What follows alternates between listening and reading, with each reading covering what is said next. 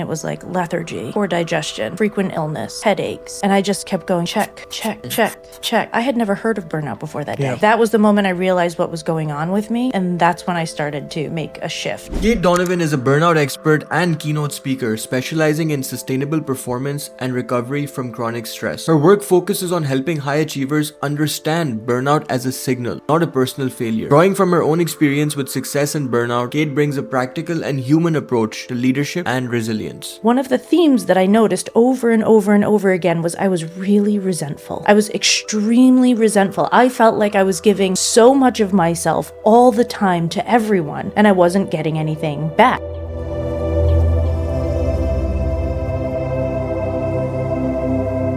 Cait, what path did you choose? I chose the windy, meandering, different, unexpected. Tell me more. I grew up in a small city in Massachusetts, and up until the age of 6, my father was an active addict. He went through recovery at that time and has been sober since. But, you know, it shapes a lot of things. And I didn't think growing up that there was that much available to me.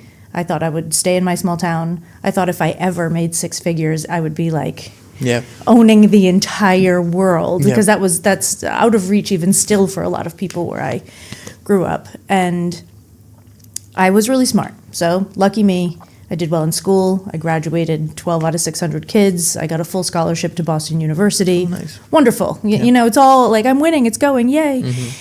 And I was going to study medicine.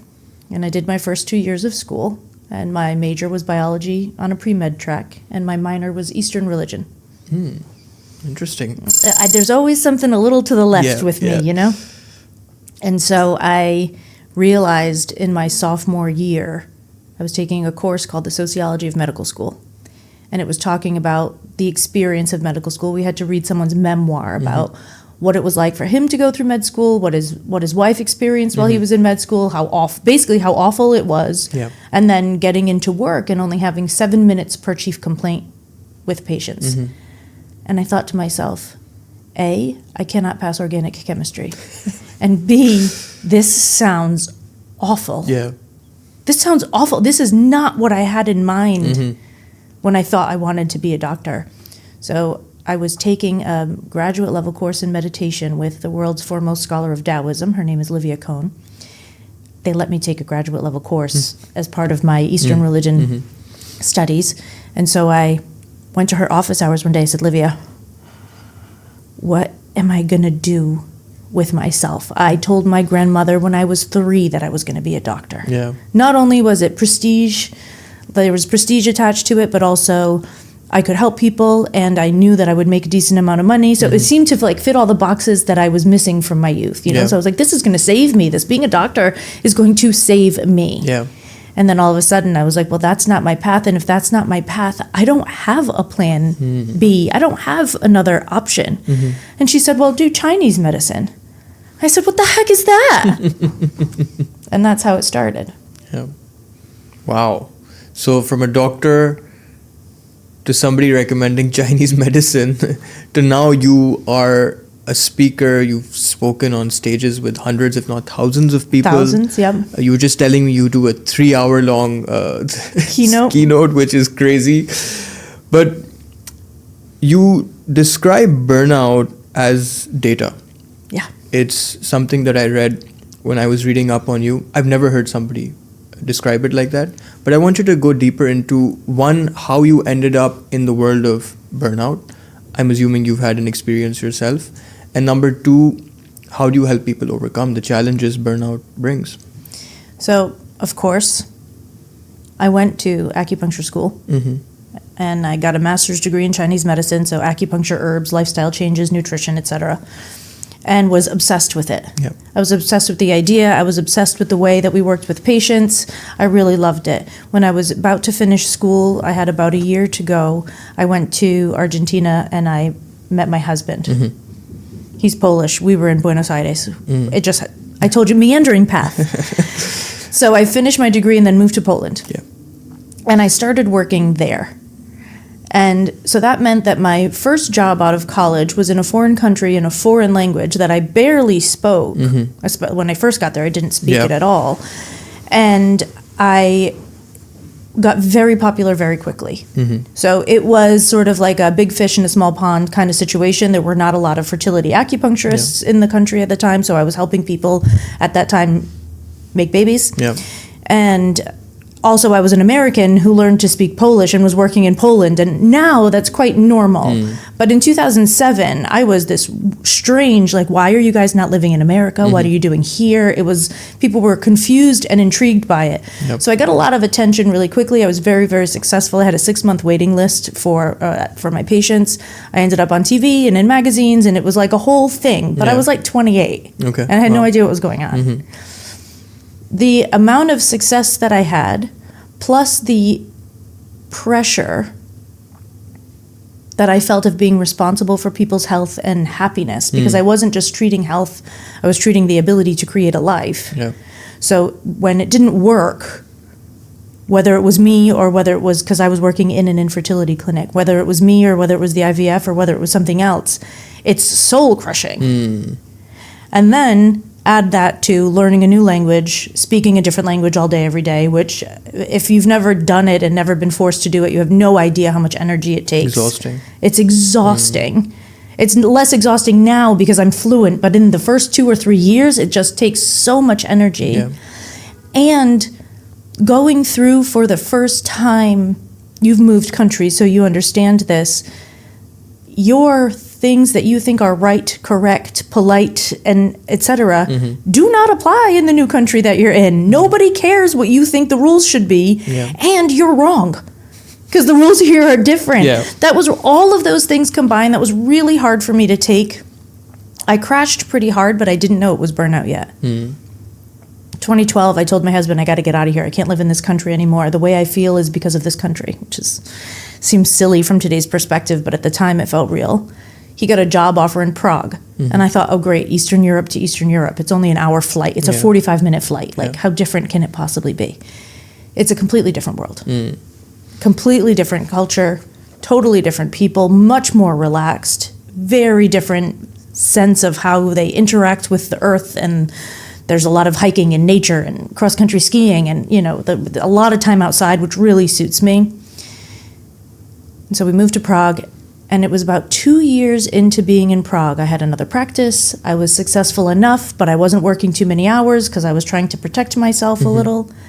And I read an article that I'm pretty sure was in Harvard Business Review on burnout, and it was listing symptoms. And it was like lethargy, poor digestion, frequent illness, headaches. And I just kept going, check, check, irritation, frustration, check, check.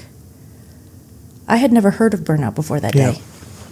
That was the moment I realized what was going on with me, and that's when I started to make a shift.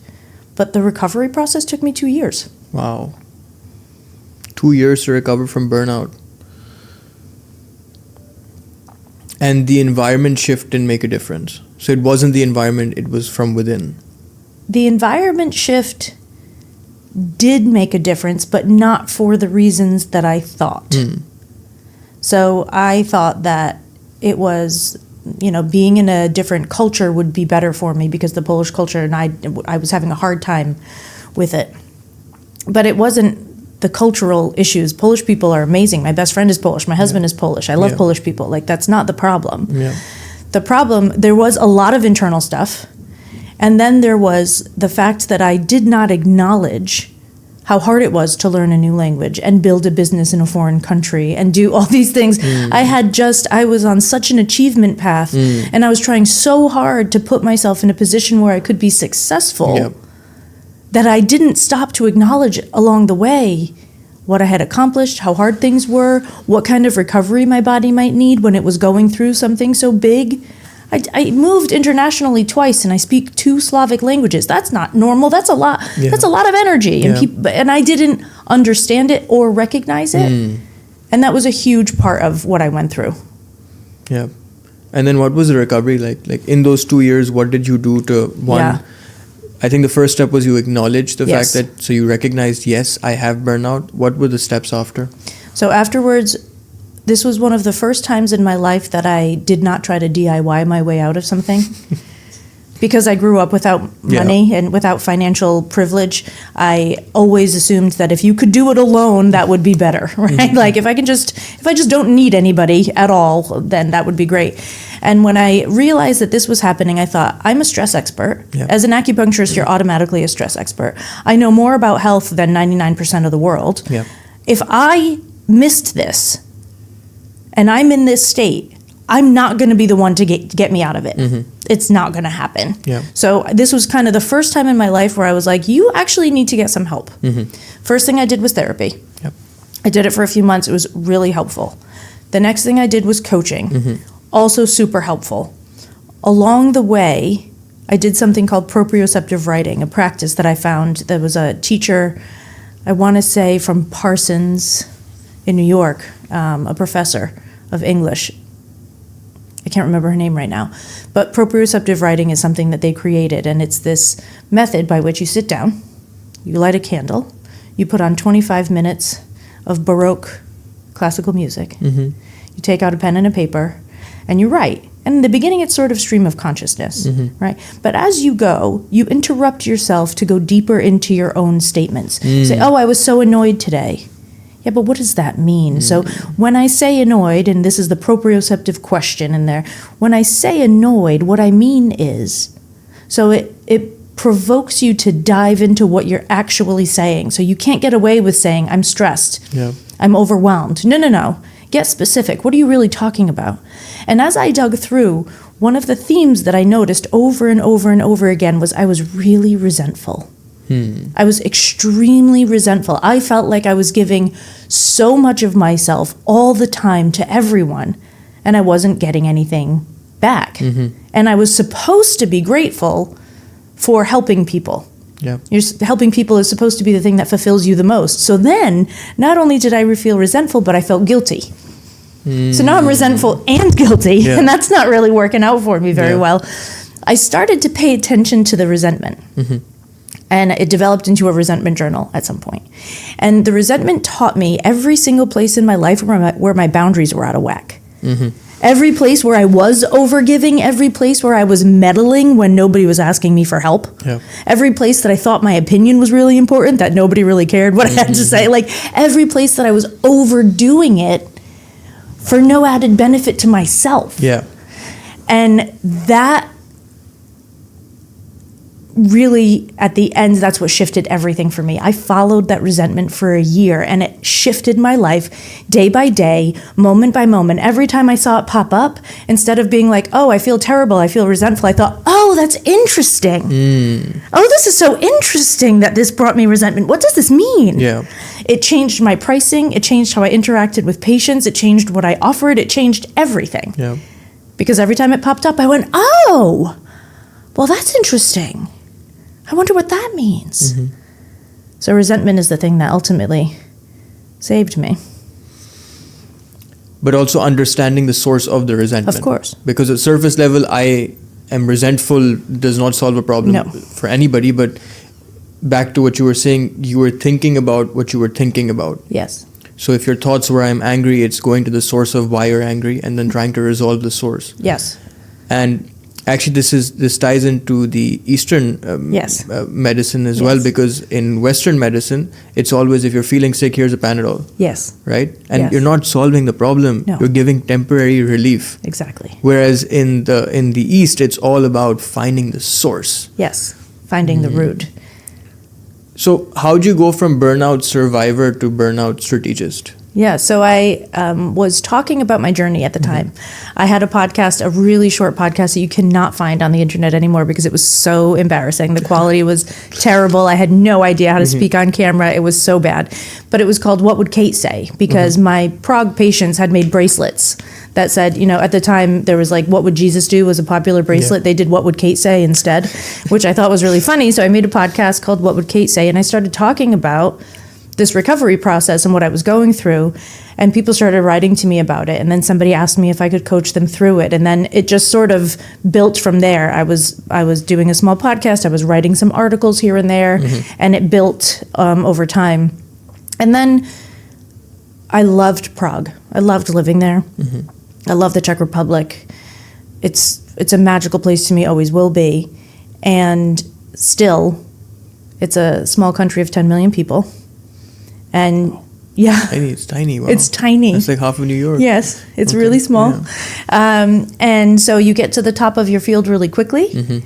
And my husband and I had never planned on having kids. We don't have children. That was not our path. And I was 36, he was 38. He was as far up as he could go while remaining in the Czech Republic. And the only thing I could have done different was hire other acupuncturists to build a bigger acupuncture practice. There was nowhere up really for either of us to go. But I'm an ambitious person. I like accomplishment. I want personal growth. Like I like to learn and grow and shift and change, thus the meandering path. And so I looked at my husband and I said, well, what are we going to do? And he said, well, I think we have two options. We use my job to get another place in Europe. We can go to Copenhagen or The Hague. And I was like, if I have to learn another language that less than 10 million people speak, I think I will lose my mind. He said, or we might think about, going to the States. And he called his boss and said, do you think it would be possible to move me? And within 6 months, they said, well, here's New Jersey if you want it. And so we packed up and left. Wow. So that's the start of... That was the start of when I moved here. I had already started writing a book about my recovery process. So that was already in progress. This was really awful. We got here in March 2019. 6 weeks or 8 weeks later, I ruptured my Achilles tendon, kickboxing. Or rather, doing a round off after kickboxing because I thought I was still a gymnast. It turns out I'm not a gymnast any longer. And after I ruptured my Achilles and had surgery, I had 16 weeks I couldn't be on my feet, which meant I couldn't open an acupuncture practice yet. Because how am I going to stand up and treat my patients? I can't walk from room to room. I can't do anything. So now I have 4 months on my schedule before I can even start a practice, and then it takes a year to build. And I'm thinking, I have to make some money. Like I can't not do anything. And I needed to finish this book. So the podcast came about. I asked anybody who would tell their burnout story. The first season, it was literally anyone who would say yes to me. Now I'm a little pickier. Now I get 20 pitches a day and say no to 20 pitches a day for the most part. But at that point, I was like, if you're willing to talk to me, I will talk to you, and I recorded 35 interviews over 5 weeks. Wow. And released season 1. And that was in June 2019. And then the pandemic happened. So I was moving into this world of speaking and writing already. I couldn't open an acupuncture practice. I opened my acupuncture practice in New York City, October 2019, which meant by March 2020, I was not full. I didn't have a full patient list. I was barely making enough money to cover my New York City rent. Barely. My husband and I were fighting about money. Everything was a disaster. And then the world closed down. And I used that year to figure out everything that I could about becoming a speaker, about using this message in a way that could help and impact more people than the one-on-one 40 times a week that I was doing with acupuncture 60 times a week, whatever. And ended up joining the National Speakers Association, learned some things, put them into practice. My first gig, I got paid $600, which you can't do long-term as a speaker because you'll never make it. But I got one. I got one and they paid me. And that was super exciting. And that bug has not left since. It turns out I really, really, really love this work. I actually want to take a step back. Sure. I'd like you to define burnout. Because I was watching another podcast recently, and this woman was talking about the fact that burnout isn't a thing. Yeah, I shared that on my LinkedIn, and I was what I'm talking about. Yeah, I almost lost my mind. So what is your definition of burnout? Let's start with the World Health Organization definition. Sure. Because I feel like if we're going to talk about something, we should all be talking about the same thing. Understood. Right. Yep. So the World Health Organization, May, I think 28th or 29th, 2019, decided that burnout was a thing. And they said it's an occupational hazard, not a disease diagnosis. So it's labeled as an occupational hazard. And it has 3 components. The first one is exhaustion. The second is cynicism and depersonalization, so cynicism and detachment. And the third is a lack of productivity, a loss of productivity, or a lack of feeling an impact of your life, etc.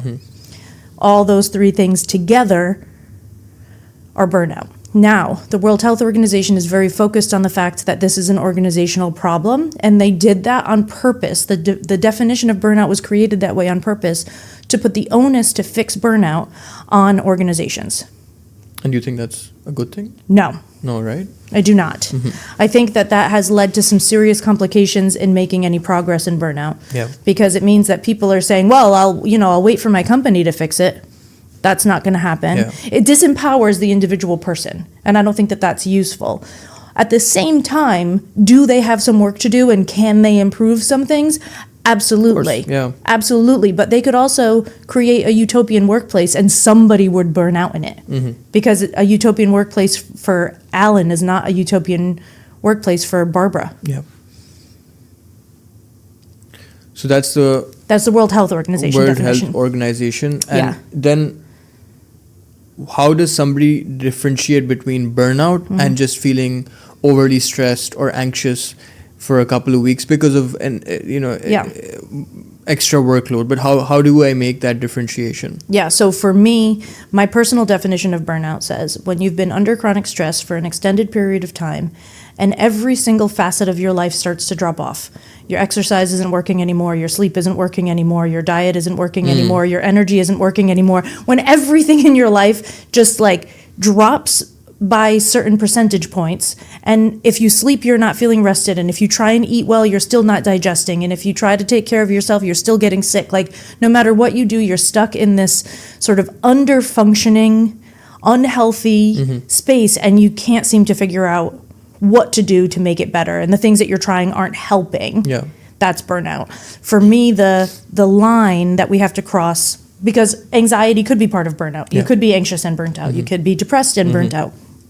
To me, the line is, can you still recover? So if you're under stress and you take a long weekend, and then by Tuesday, you take Monday off, and by Tuesday, you're like ready to go again. Maybe you're a little tired, but you have enough oomph to do your work. You're not burnt out. I see. When you're burnt out, you could take a month off and still feel just as exhausted after 4 weeks as you did when you stopped. I just got did you guys notice? I don't know if you guys noticed either. I just got like real amped up when I started talking about that. I could feel my adrenaline start like, yes, let's talk about this. Yeah. That's so silly. I do love it, I swear. No, but usually I see burnout more commonly in high performers. Why do high performers have more? Is it just because they have so much more responsibility on their shoulders? I think we notice it in high performers more because when they start to falter, the things that we lose are more. So if you have a top salesperson who's pulling in $1 million a year for your company and they burn out and now all of a sudden they're pulling in $500,000. Yeah. You notice that, because that is you're yeah. noticing a $500,000 difference. But if you have an average salesperson who's doing $500,000 a year and they're burnt out and they start doing $350,000, yeah, it's not a huge effect. It's not as much of an effect on you. So I think we notice the high performers more because the difference is more measurable. Yeah. Understood. Yeah. And then you also talk about burnout as a signal. Yeah. And burnout can actually be a good thing in some instances. I think that burnout can almost always be a good thing. Really? If it hasn't gone so far to... So let me go back a step. Yeah. In addition to my definition of burnout, the thing that I think is missing from the conversation in the World Health Organization is that there are physiological changes associated with it. So when we talk about burnout, when most people talk about burnout, they're talking about a lot of mindset things that need to happen, right? And like do some breathing, do some meditation, like sleep well, shift the way you're thinking about things, focus on gratitude, right? And that's not going to work. Okay. For burnout, because there are particular changes that happen that I think we really need to start acknowledging. The same brain changes that happen with PTSD happen with burnout. So we lose cells in our prefrontal cortex right behind our forehead. That part of our brain is responsible for executive functioning. We call this adulting 101 in my business. All the things that you need to adult on an everyday basis: planning, decision making, execution, etc., empathy, connection, whatever. All of those things get diminished because you actually lost brain cells. Your hippocampus, which is where your long-term memory consolidates, that part of your brain also shrinks. So you don't have as much access to your memory. I had a client from Wall Street actually say to me one day, "Cait, did burnout make me stupid?" And I said, "Well, temporarily." Probably a little bit. Yeah. And not actually stupid. It's just that you can't currently access that part of your brain because the circuit isn't open right now. Yeah. So that happens. And then the amygdala, people always say the amygdala like it's one thing. There's two of them. There's one on each side. We call them in my business Amy G. Dalla because that's funnier. So Amy, instead of shrinking during chronic stress, grows. Okay. And your amygdala is responsible for scanning your environment over and over at all times, 360 degrees, like a lighthouse, like a radar, looking for any blips of danger that might be around you. And if there are any blips of danger, it says, let's turn on the stress response. Okay. To keep us safe. So flight or flight, basically. Flight or flight, tend and befriend, fawn, freeze. There's all sorts of different things that your nervous system can do to keep you safe. So let's think about that. And those are not the only brain changes. Those are just the popular ones that we talk about. There's more. But if we think about that, if we have this hyperactive Amy who's looking around, her radar is on fire. She's noticing rocks in the ocean that are not even close to this submarine. Like, this is not a problem, Amy. Why are we SOSing right now? She's SOSing on every single thing. And then the part of our brain that is supposed to talk her off the ledge is not functioning. So people seem to be overreacting a lot when they're burnt out. Their emotional reactions are beyond what seem reasonable for the current situation, but they actually literally can't help it. So I think we have to really acknowledge this brain level change that's happening. And then if you look at the body, the muscles start to atrophy under long-term chronic stress. Your immune system dampens, so you don't have as strong of an immune response when you're under chronic stress for that long. You have changes to your gut bacteria, so you don't digest food the same way. You often are missing nutrients because your body can't draw them from the food because of the bacterial changes in your stomach. So burnout is a hugely physical problem that we keep talking about like it's a mental issue. Wow, I had no idea. Right? And then I know chronic stress leads to cancer, it leads to death, it leads to everything. It's one of the worst things anybody can have. So exactly, this is my point. If we can figure it out at the burnout stage and then start to use it as a signal and reverse it, then we avoid stroke, cancer, heart attack, etc. Now I understand. Now it makes sense. Now burnout isn't such a bad thing. Right? Like in the larger scheme of things. It's awful and it takes a long time to recover and it's expensive and it costs you income and support and all the things. It's awful. But in the larger scheme of things, it can save you from a lot of other health issues.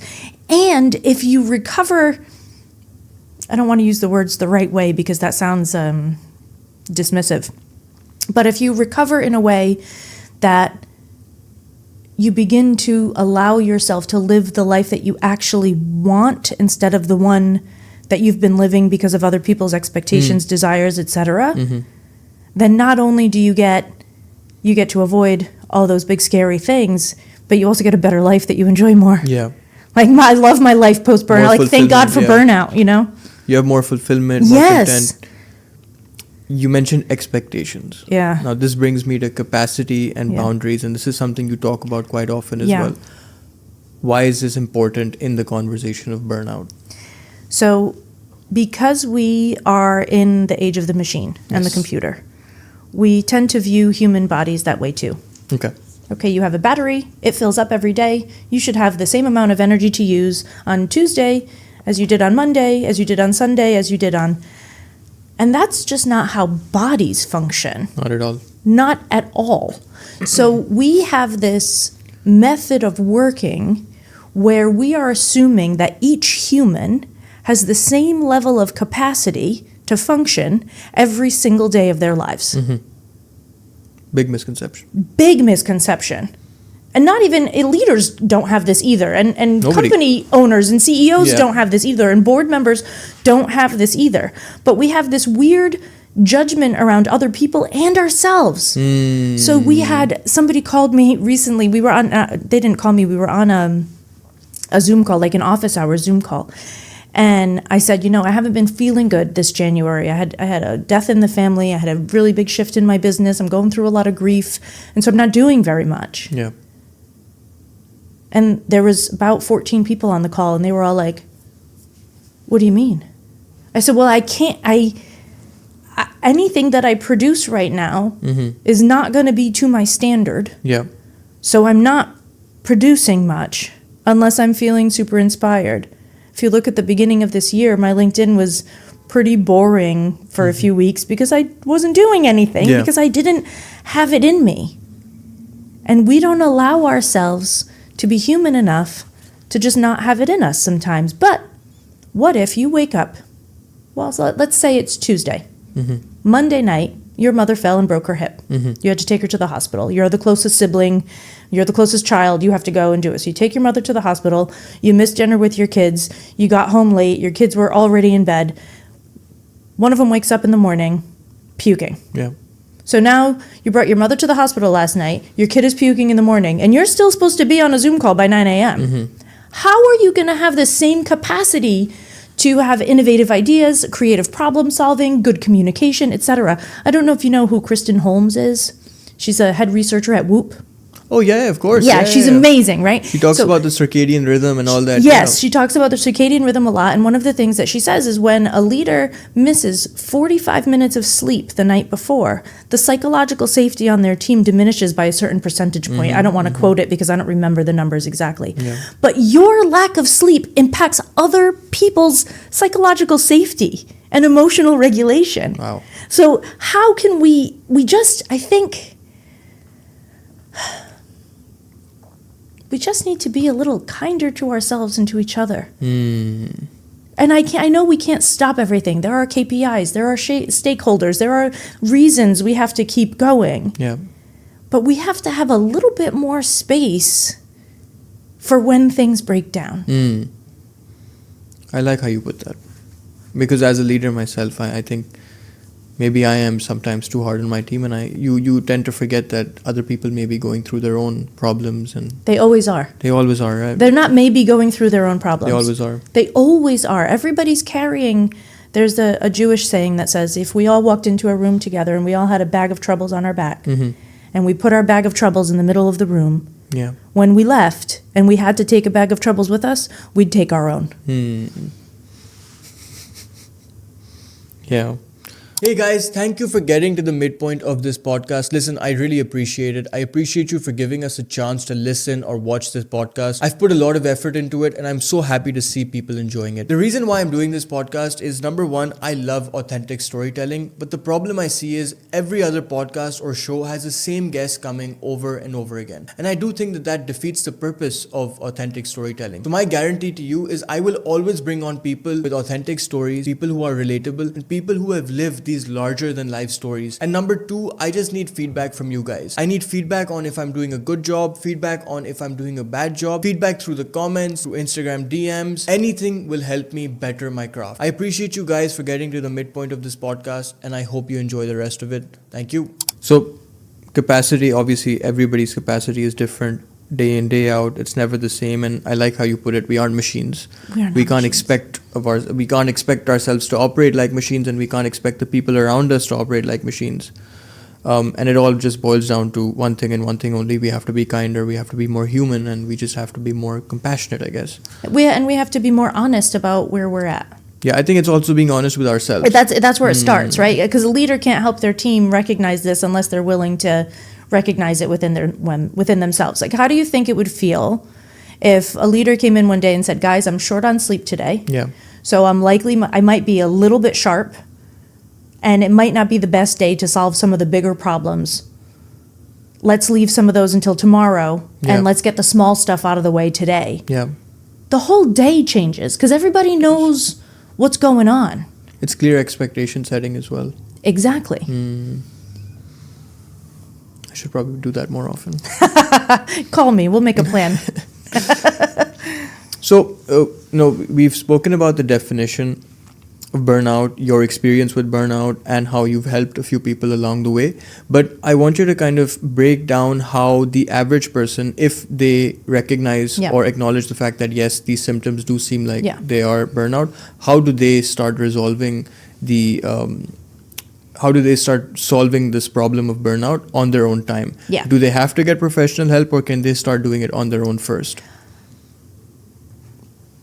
I have to be careful with this answer because most people that burn out will want to do it on their own first. It's just those of us that end up burnt out, we are DIY, do it ourselves kind of people. Yeah. So this is a hard thing to hear. But the reason I don't want you to go it alone is because there are some things that need to be reflected to you that you haven't seen that are part of the problem. Yeah. And you cannot reflect those things to yourself. I don't care how much journaling you do. You need someone in front of you to be able to mirror that back to you. It's really critically important. But if you're going to really demand that you start on your own, there are 2 pathways that we recommend.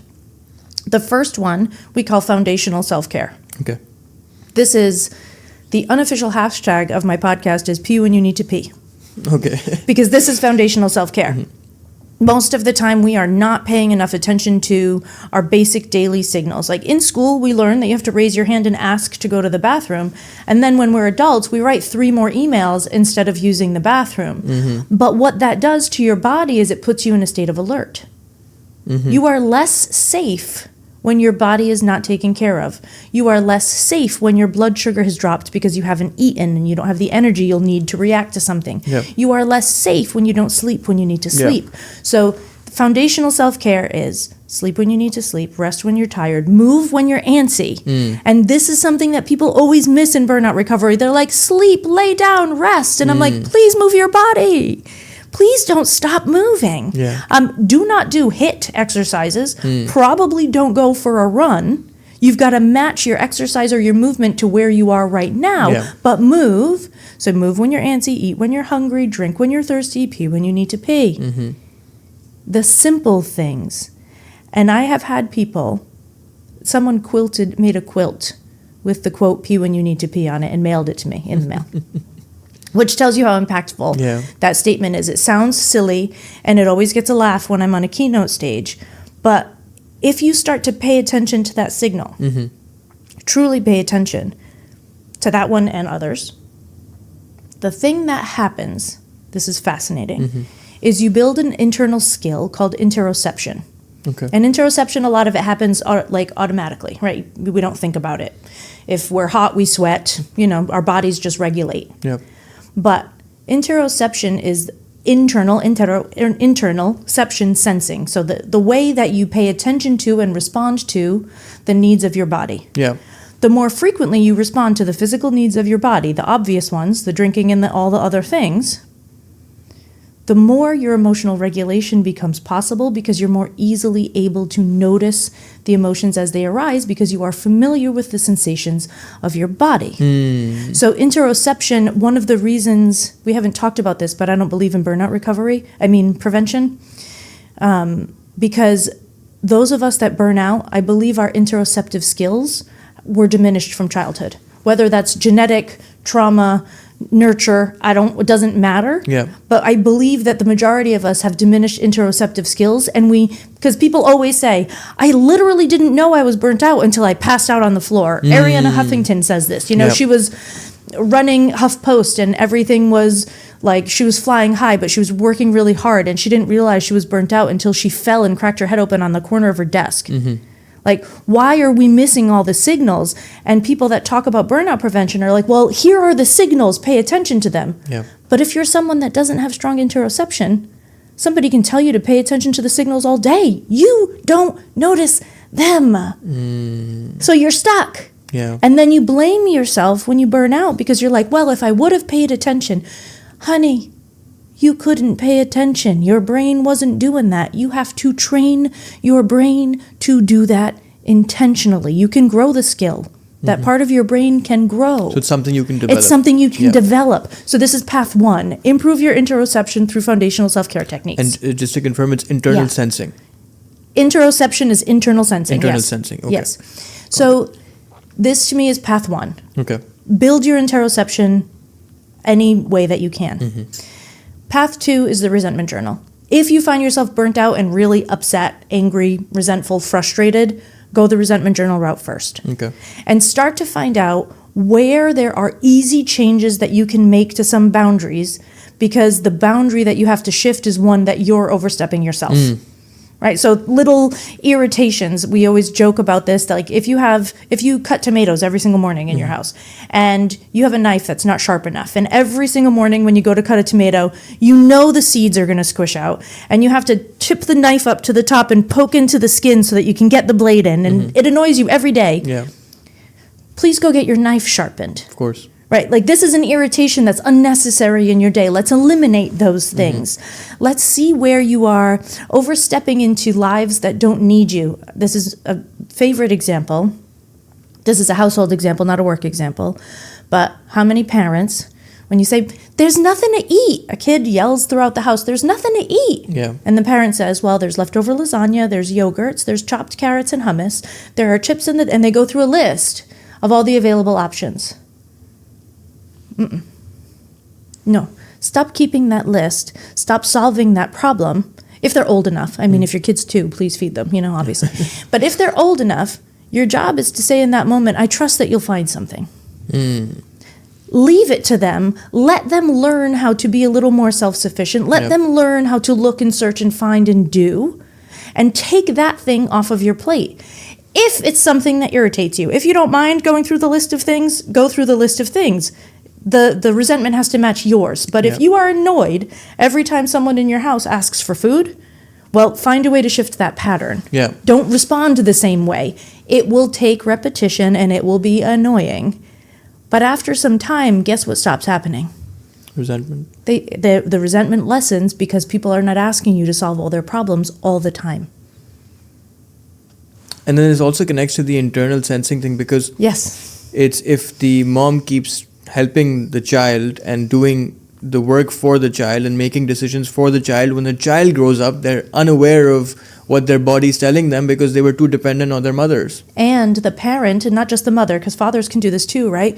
The parent in that situation cannot be responding to their own needs because they are constantly putting their energy into somebody else's needs. And as a parent, you have to do this sometimes. That's natural. That's what parents do. Like, okay, so I'm not saying ignore your children. That's not the message, right? But every once in a while, just let them handle their stuff. Yeah. Give them some space to handle their stuff so that you can handle yours. But this works in a leadership role too. If you are constantly solving things for people before they have the opportunity to solve it themselves, you are not providing people the opportunity to grow into higher positions. You're not providing people the opportunity to show you what they're made of.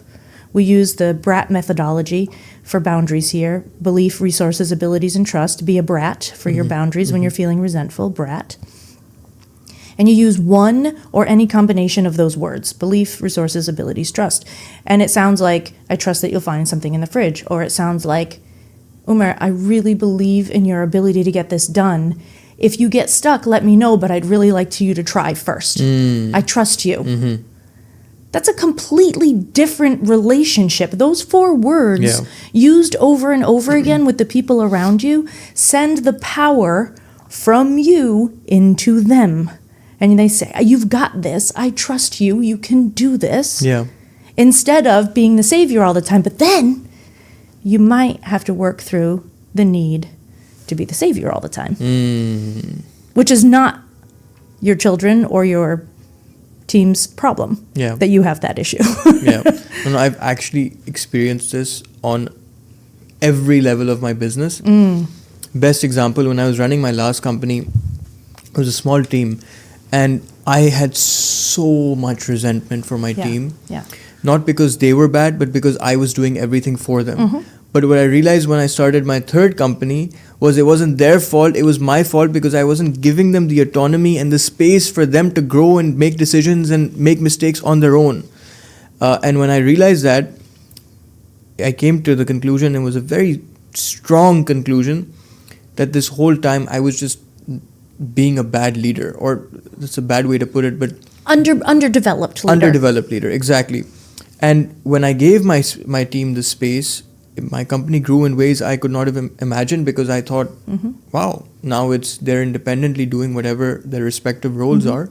And if they need help, they'll come to me. But in most cases, they don't, because they're experts in whatever their respective roles are. So no, this is super helpful. Also, when it comes to burnout, we assume that burnout can only happen to people in the workspace. That's not true, is it? This is the other reason why I don't like the definition. When I burnt out, I was working for myself, and all the research I was reading said, well, it's 80% the organization's problem. And I was like, well, I am the organization. So it's my fault anyway.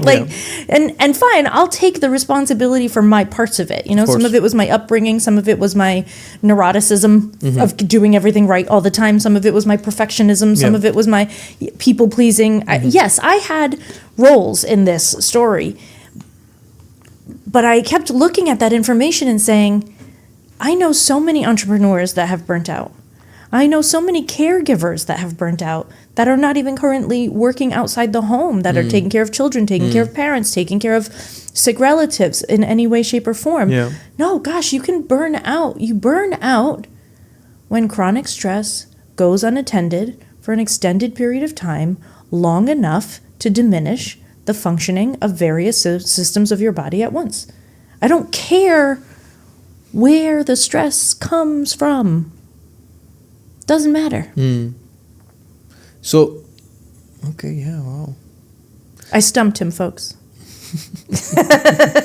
No, because I know somebody, he's a friend. Yeah. He's a bit older, and he built a really successful career, but then he lost everything. And he's kind of been semi-retired since, and he doesn't do much with his life. And he's always just on his sofa, sleeping around, doing nothing productive in his life. And I would never have categorized that as burnout, but based on what you're saying, it's chronic stress for sure, because he lost his company. And it's just, he isn't respected the way he used to be back in the day. So that's one thing. And then second, I don't know, it's just maybe he knows what he needs to do to get to the level where he's being his best self, but he's avoiding that because of that chronic stress and fear of failure. He might also just not know. Some people get lost when they lose big things. Yeah. Right? If it's not this, then I don't know what it is. That's exactly it, actually. Yeah. Right? If it's not this, then I just don't know what it is. You had a guest on recently, the guy that does the outbound leads. I can't remember his name. Josh. And he was saying that, he realized he was on this path in college, and it wasn't this. It wasn't this path. And he immediately chose another one. And it didn't work out the way he thought right away, but he turned it into something that he wanted over time, which is really impressive, right? But he took it's not this, so what is it? And tried to answer the question. And some people have been on the same path for so long and identified so strongly with their roles that when that role is lost, they literally do not know where to turn at all. Yeah. And yes, part of it is chronic stress, and part of it is like dissociation from everything you thought you knew about yourself. Their identity was the role. Yes, exactly. And if my identity is that role, and that role doesn't exist anymore, then I don't exist anymore. And so why am I going to figure out something to do if I don't even exist? That doesn't even make any... Why would I do something if I don't exist? It doesn't make any sense. Wow, you've explained that perfectly. Wow. We can just close up right now and I think we're done. Okay, so I'd like you to share some tips for people who, we've spoken about the two ways people can deal with their burnout. One is on a personal level, but you said, and I think it's really important, that you don't do it on your own. You have some form of a partner. It may not be a medical professional, but it could just be, your significant other or somebody who'll tell it to you really how it is, and somebody who can share their honest thoughts on what your problems are, the ones you're unable to acknowledge. Yeah. And then the other part was the resentment journal, which is understanding the source of where that resentment is coming from, and then thinking about the things you think about. So yes. Going one level deeper into your thoughts. Yeah. What other tips and tricks do you have for just people to deal with their burnout symptoms? So that's already a lot of things to do, especially if you're in the beginning of burnout. So if you're in the beginning, please don't listen to this part. Mm-hmm. If you've done some of those things and you've already made some progress, then you can start listening again, because that's like enough to do. But once you get to a certain point in your recovery, the thing that you need to start doing is rebuilding your life. Okay. And you can't rebuild it the same way that it looked before. You can have the same job, but only if you can approach it differently. Mm-hmm. You can have the same family, but only if you interact differently. So what you need to figure out at that point is, who was I and who do I need to be? And you have to go through that question over and over again. Who was I in the old situation that brought me to this burnout? And who do I need to be in the future for that to not exist anymore? And to me, that comes in doing like really in-depth values exercises and doing a lot of sort of self-reflection and seeing, what is it that I really need? Like, there's a values exercise that I love the most. It's called the Values Bridge. It's not mine. I didn't create it, but I will promote it for free everywhere because I think it's the best one that's ever been done. And I've been life coaching since 2009. Mm-hmm. And I've never seen a better values exercise. It was made by Susie Welch, who's an NYU Stern professor. She teaches a course called Becoming You, where you find where your values, aptitudes, and economically viable interests meet in your area of transcendence, as she calls it, in order for you to live a life that's purposeful and fulfilling for you. The values exercise that she offers, I just did recently. I did in December 2025. It literally changed the way I was seeing myself.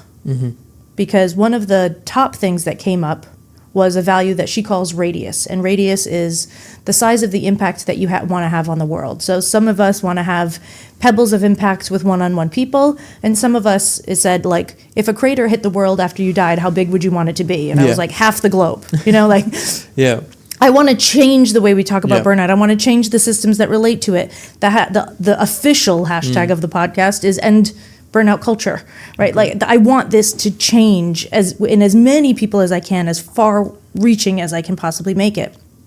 So this radius one is really big. And then there's another value. There's 16 of them, and they go in 1 to 16 order, like which one is highest for you and which one is lowest. There's another one called Non-Sibi, which means non-self. And it's this idea of how much you want to help people one-on-one. Okay. How much time you want to spend helping people in a, like, you're the guide capacity, whether that's doctor, teacher, lawyer, whatever. I did not score very high on that. And I was really surprised by it, because my whole life has been coaching and one-on-one. It's been coaching and one-on-one acupuncture work, and I kept feeling tired. Yeah. And I burnt out twice, and I got stuck, and I couldn't. But speaking doesn't do that to me. Speaking doesn't make me tired that way. Like, and as soon as I saw that on the page, I thought, oh, wow. Yeah. And there's a description next to it that says, the conflict here for you in particular, Cait Donovan, is that you think that you're a bad person for not wanting to help everybody one-on-one. And so you don't have two values that are clashing that need dealing with. You need to accept that your value is what it is and let yourself match with what is true for you, instead of trying to live a life that you think is correct by some standards that you collected over your life because of culture, propaganda, family values, whatever else. Yeah. Wow. But you would assume that it would have the same effect, like speaking to a crowd of people and speaking to one person at a time. But it's not. No. And my sister has a very high non-Sibi value. Right? And she loves mentoring people. And she gets energy from that, right? Yeah. It really works for her. And when I saw that, I thought, wow. So your friend who's, in this place where he doesn't know who he is, what his identity is. Yeah. You go someplace like this and you start to find answers to the question, if I am not that role, then who am I? You're not going to come up with it on your own. Yeah. You have to start searching. You have to do the quizzes and the tests and talk to people and find things out outside of it. But I would start with something like that. I would say, hey, do this values bridge. Yeah. Let's find out. Let's see what comes up for you. Yeah. You know? I love that. One of my other guests, he has something called the report card theory. I don't know if you saw that on my page, but it's just in school we're always taught to focus on our F's, C's, and D's because those are the classes we aren't doing really well on. And then we completely disregard the classes we're doing well on because, we're already good at that. But in real life, we should double down on our strengths and delegate all the weaknesses off to other people. Like, I'm not good at accounts, that's why I have an accountant. I mean, that's what makes sense.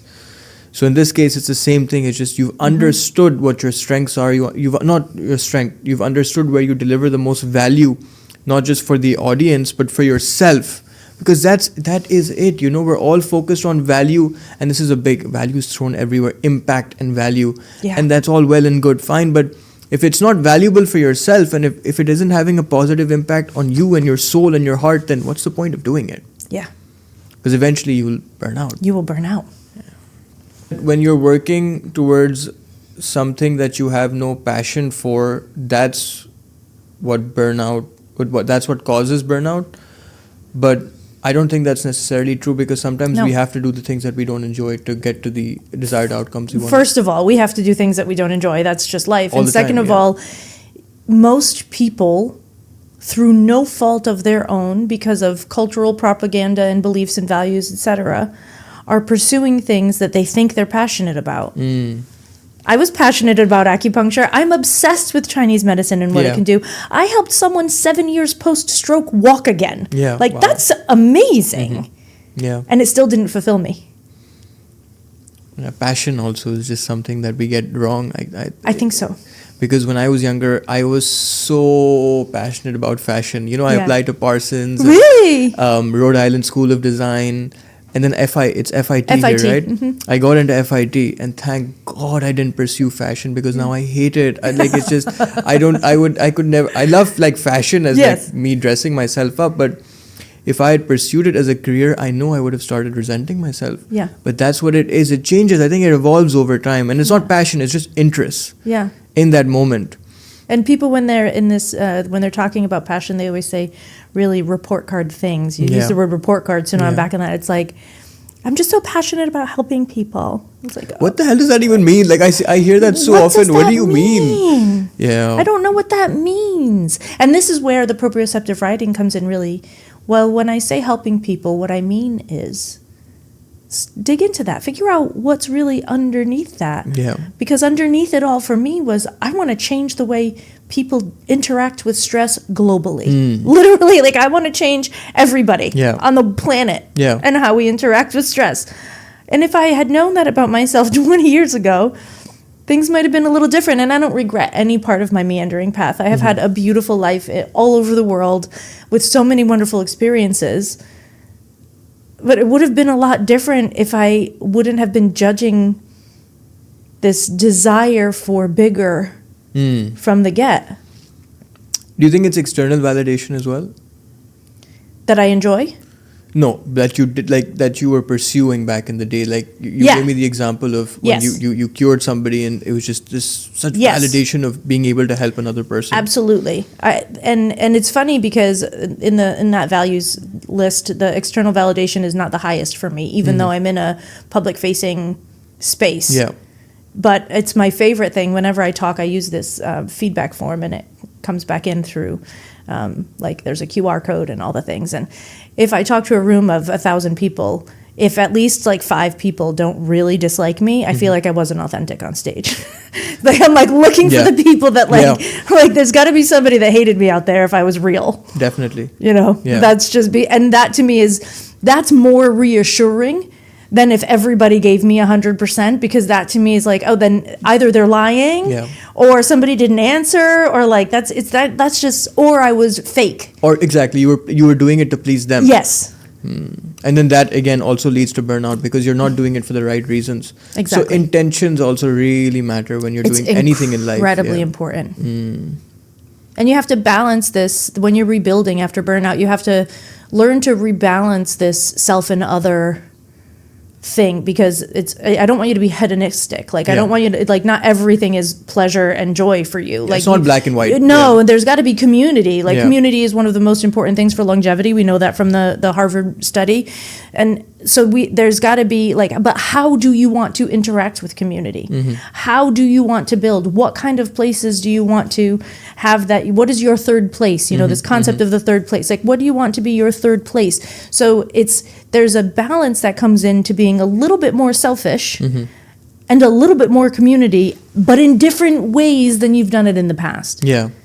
And it's like what you said, selfish. Yeah. We avoid being selfish in the fear of, wow, if I'm selfish, then I'm unable to help X, Y, and Z. But there's this saying, I don't know what it is, but it's, you have to help yourself first before you help other people, because then you can show mask. Up so much better, right? Right. There's the oxygen mask in the airplane, and there's also the, people say, like, make sure your cup is full before you pour it out. But there's another one that says, make sure you're pouring from your overfilled saucer, right? The cup already overfilled, and you're just giving the overflow to other people. I love that picture, because that overflow you can give so generously with no resentment. And it doesn't affect It's beautiful. It's like, and it's just joyfully given in such a joyful way. And it's okay for you to have a different sensation than other people about what it means to have a full cup. Yeah. Because you have an abundance then. Sure, like, exactly. Who comes to my mind? It's Rochelle. Yeah. It's like there's this abundance of love and care that she's giving out to the world. Yeah. And I feel like unless and until you have that for yourself, and then you have too much of it for yourself, that's when you can give it out. And it feels authentic. It feels genuine. It doesn't feel like she has an ulterior motive and she's wanting to do this for something else. Yes. Such an amazing conversation. Thank you so much for your time. Burnout is a thing, first and foremost. First of all. We're going to find you, we're going to hunt you, and you're in big trouble. I actually know what you do and what company you run. But we all make mistakes. Yes, we do. And I can't expect her to know the neuroscience and the pathophysiology of chronic stress in the body. That's my expertise, not hers. Yeah, and maybe she meant it in a different context. So we'll give her the benefit of the doubt. Sure. Yeah. But no, I think that for me, I like to summarize, because one of my guests told me that when you summarize for somebody who's spoken to you, it's showing you that you were actually listening to them, and I really was listening to them, to you. But for me, number one key thing is you have to show up for yourself first.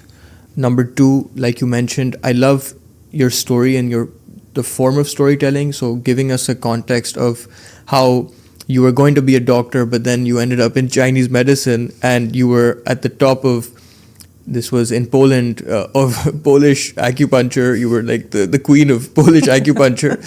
But being there and still feeling unfulfilled and burning out is the best example that we can give anybody, because we all think that pursuing our goals and our dreams are going to give us a sense of content and fulfillment. But in most cases, and it's so common, you see that it's the end of what they thought their lives were going to be, because going up there is a lot of fun, but once you reach the peak, you're looking down and you're like, now what, right? And you got to the peak not once but twice in Prague then. So you burnt out twice, but you were able to recover, and I think your mission is wonderful. Thank you. I think that you're already helping people with your podcast, over 1 million downloads, and with your 3-hour-long keynotes that I want to attend one day. As long as you There's only one company that does 3-hour keynotes. Everybody else is 45 minutes. But no, I appreciate you for giving us your time and your expertise, and thank you for having me. I look forward to reading your book as well. Thank you so much for having me and being a thoughtful and curious host. Thank you. I appreciate that. Thanks, Cait. Burnout is not anyone's fault. It's a chronic stress issue, and that chronic stress comes from so many different places that if anyone is telling you that they found the root cause, they don't understand the whole picture. We need to start eliminating this idea of pointing fingers and blaming, and start using burnout as a signal, not only in our individual lives, but also within companies. Companies can grow from burnout the same way individuals can. We see the signals, we make the shifts, and we improve morale, happiness, productivity, and more. Let go of the blame, drop the judgment, move into a space of collaboration, find the match, fix the burnout.